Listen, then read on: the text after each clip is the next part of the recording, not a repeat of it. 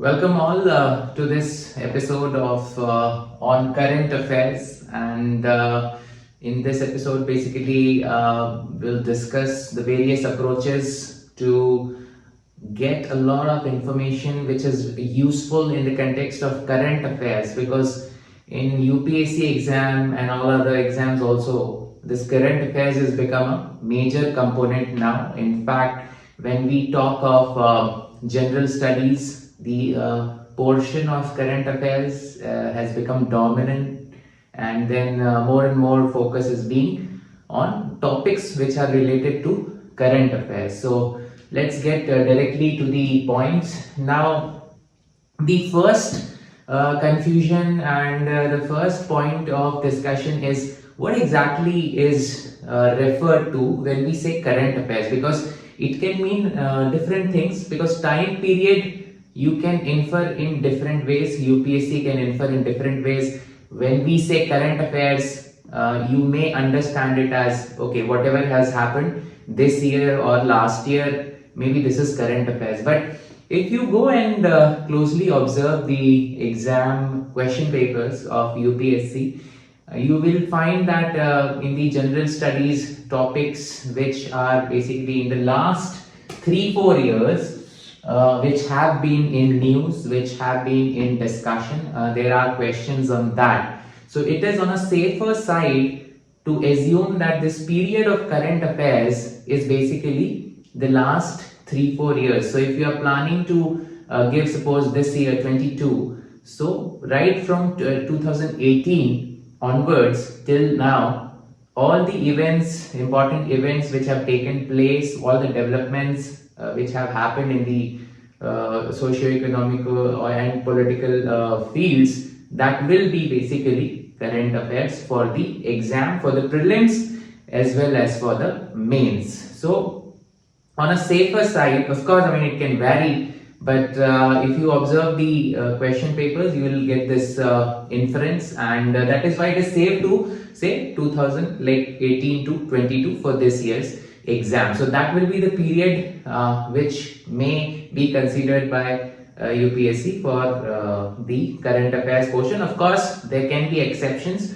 But if we follow that, more or less everything is covered as far as current affairs is concerned. So I hope this time period is clear, because most people feel that who are new to this preparation, and especially this module is for self preparation. So remember that you are not going to a city where you are joining a coaching and we are in touch with others, and you are in amidst of a large number of people who are going to write this exam or who have written this exam. So for you, this clarity is even more important, and that is why please understand you have to be well versed with whatever events have happened in the last 4 years to be on a safer side as far as current affairs is concerned. Now, next point I want to mention here is that before we really dig deep into the current affairs thing,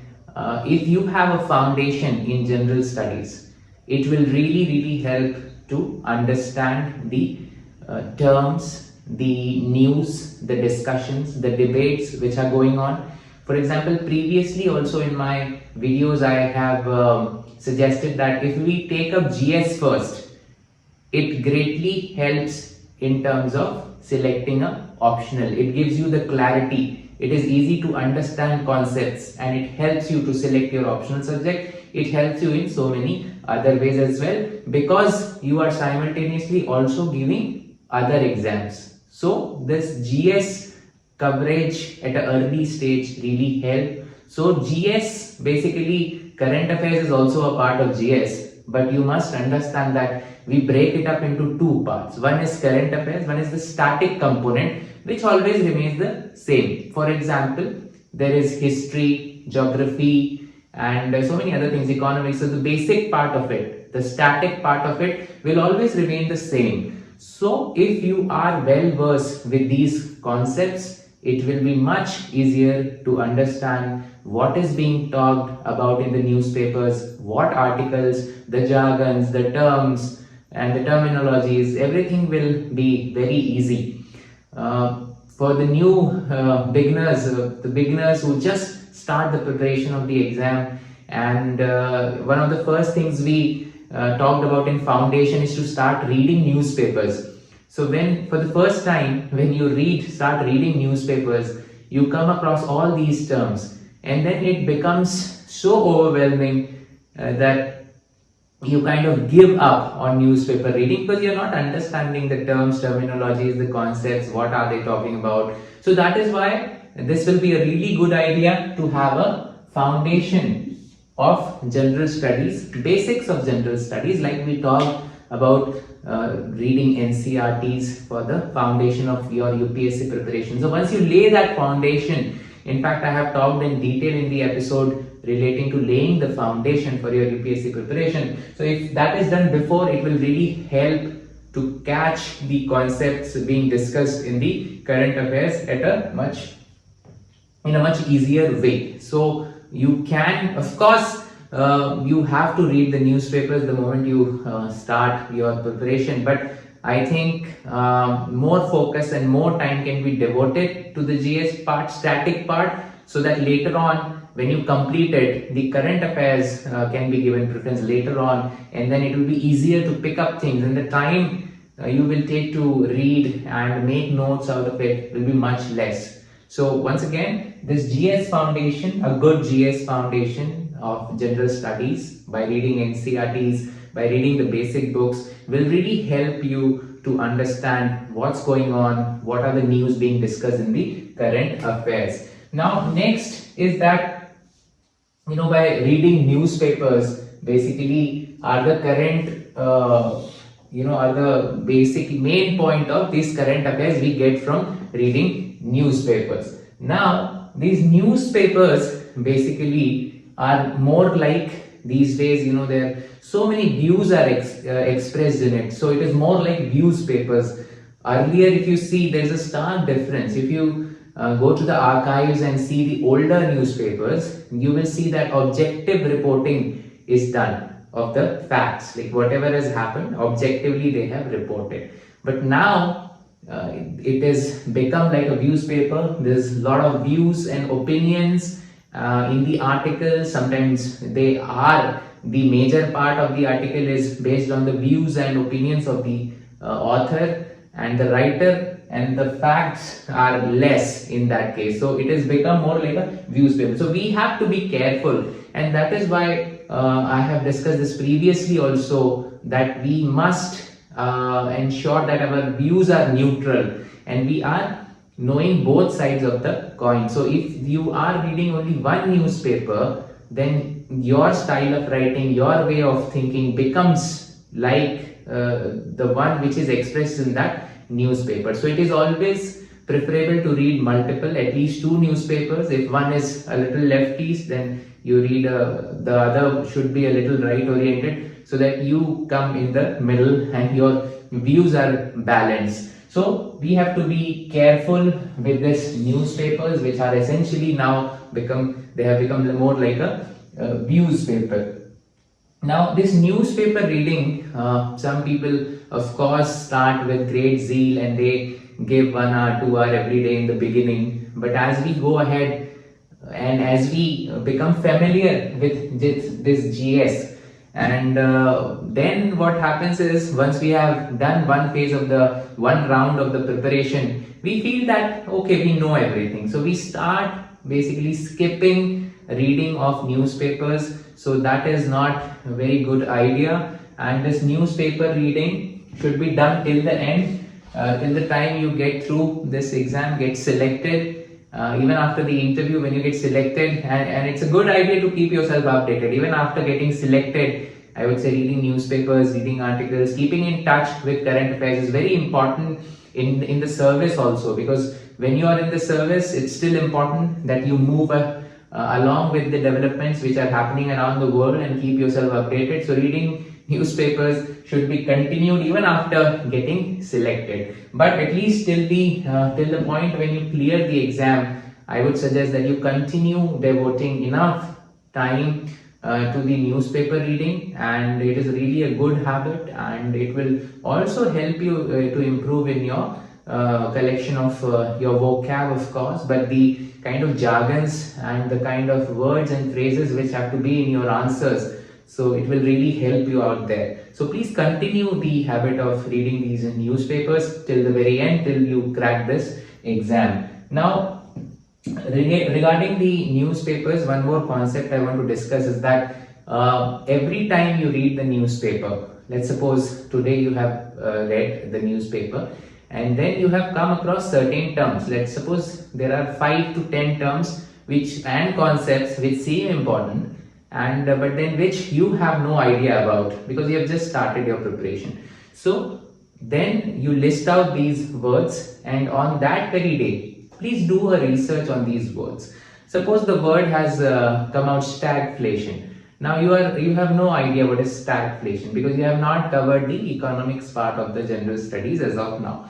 But I would suggest that on the same day, please read about this online. Please ask somebody who is having perhaps economics optional, who is graduate in economics or masters in economics. Please clear your concept. So whatever you have read in the newspaper and what you have not understood, please research on it and then please understand the concept. And even better would be if you can make small notes on that and keep it in your record for future reference. So next time that those words and those phrases come across, you are already aware of it, and then it will be much easier to read the newspapers and your time will be also be saved, and it will help in the future as well because you're continuously doing that. So slowly that these time to be given for this kind of thing will reduce. So when you are reading the newspapers, do your research on the words and phrases which you are not understanding. That is an excellent way to also improve simultaneously the static part of your GS, the knowledge, the basically your vocab of the technical words, the jargons which are generally used in the development or other related issues in the newspaper. So this is regarding the reading of newspaper, which are basically the main source of your current affairs knowledge. So moving to the next point now, yes, which is very much related to the previous point, that when you are reading newspapers, of course you have to make some kind of short notes, some kind of short note folder you have to create, or a file you have to create wherein you will note down the important things. If it is not too much, if it is the data you want to copy from the newspaper, then a good idea will be to note down these facts in a register. If you feel that the whole article is written excellently and the topic is very important, then you can cut the clipping basically of the entire news, that article, and paste it in your register for future reference. If you feel that this very topic and this question itself can come, and this article, if you read it just before the exam time, it will be useful in your answer writing skills. Why we have to make short notes, especially of current affairs, is that before the exam it is impossible to go through all these kind of newspapers to revise your current affairs. And revision in UPSC exam is the most important thing because you have to remember many things, and in one go it is impossible to remember all these things. Although now you also know that, and I have discussed this, that the pattern of the exam is changing. Earlier more questions were direct fact based questions where this rote learning, mugging up of things was required, but now it's more conceptual. But the irony of it is, to write a good answer,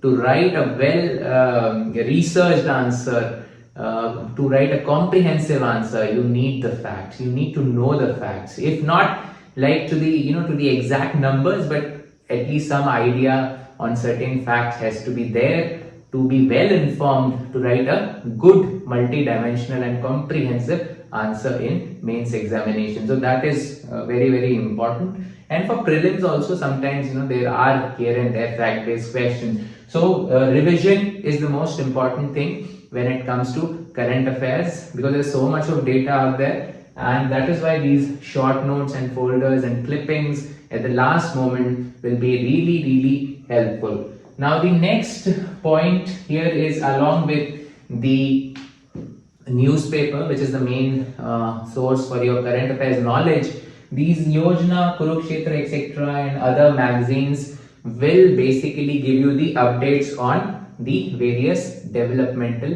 schemes. Now, every year there is some or the other new things happening, new schemes are coming. So, new scheme related question is very common, especially in prelims. There are a lot of questions related to schemes which are recent. By recent I mean, let's go back to point one, where I say it's a 3 to 4 year period. So all these schemes are very well discussed in these magazines. There can be other magazines also. Just giving an example, that some kind of developmental magazine you have to read, which discusses the government schemes, which analyzes the performance of these government schemes, and which gives you some data for your answers, whether this scheme is successful at the grassroots level, whether it is working, what changes are required. So all these analyses are wonderfully done in these magazines. So that also will help you with your current affairs. Now, yearbooks is again a good way to revise things. So suppose you have been following the whole current affairs through newspapers and through developmental magazines for a year now. Let's suppose you started your preparation in January 2021. Now more than a year has passed and you have followed it through various sources.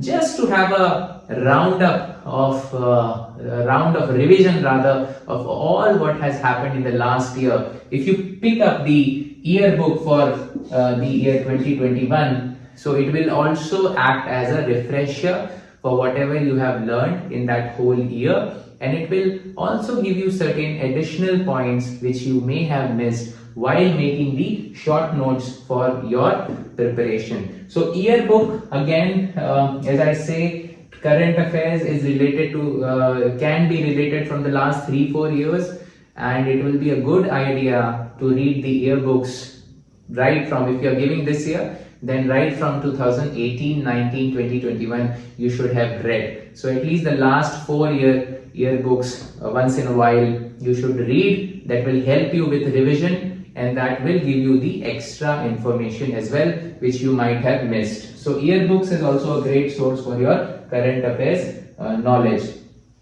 Now another very important source in the current affairs is this current affair blogs. In our times, when I was preparing, there were these blogs were not there, YouTube channels were not there, that many channels were not there, it was not that popular, and we were not knowing about all these things. So but then there were fortunately a lot of blogs where people used to update the various informations on current affairs, and they were very informative. And since it was online blog, people used to comment and discuss also these things on common platforms like Blogspot or WordPress. So it was very convenient for us to see various viewpoints of different people.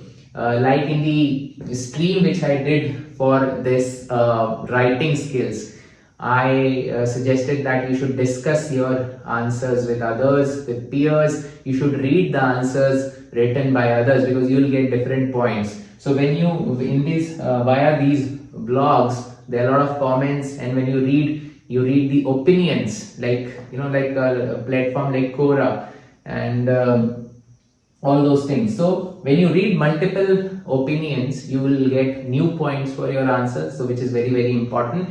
These days now you are fortunate that now this on YouTube, basically various vlogs are also there, various channels are also there dedicated to UPSC preparation, which is excellent now that so many people who have cleared this exam have shared their knowledge, how they have studied, what they have studied. So it's freely available, and it's wonderful opportunity, especially now for those who are doing self preparation. So I would say you're very lucky to be in this era of YouTube where all these content is freely available. So whatever you can see on this YouTube, on other channels, on other platforms, please use that and be updated on the current affairs. Now, very important point, last point I want to mention is that you see, current affairs, when we say current affairs, it's very difficult to understand what exactly is current affairs, because so many things are happening. And if you take,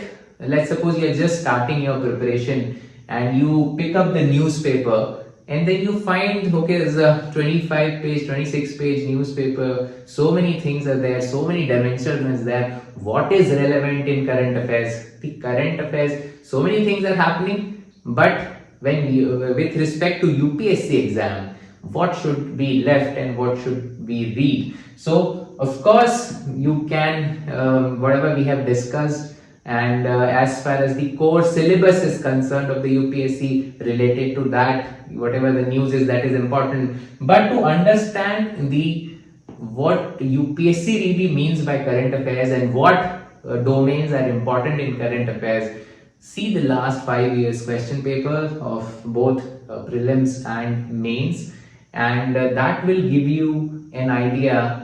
When you focus on the questions which are related to current affairs, not from the static part, you will get an idea that what they are actually looking for. And when that happens, it is like putting a filter, because when you read a newspaper, if you read the entire thing, it will take hours and hours. But if you really know what UPSC is looking for, what you are supposed to know, then you can reduce your time, and that is the smart way to go about it. In UPSC preparation, of course, hard work and determination and dedication and perseverance, everything is very, very important. But you have to study in a very, your approach should be very smart, because in a limited time you have to cover so much, and it has to be intelligently done. You have to leave certain portions so that you focus on the important ones. So that everything comes when you are well versed with the last 5 years or 10 years question papers, and when you have an understanding of what UPSC actually wants. So this is all about the current affairs which are useful in the prelims and the mains exam of the UPSC civil service exam. Of course, this mini series is dedicated to civil service exam, but this kind of approach will also help in any other exam, any other competitive exam, because most of the competitive exams, general studies is the main component, and in general studies, current affairs is now becoming more and more important, and it is dominating over the static component. So I hope this video helps you in your preparation, in your self-preparation for UPSC. Thank you so much for watching. If you have not subscribed, please go and subscribe and hit the bell icon. And thank you for watching. I'll see you in the next video.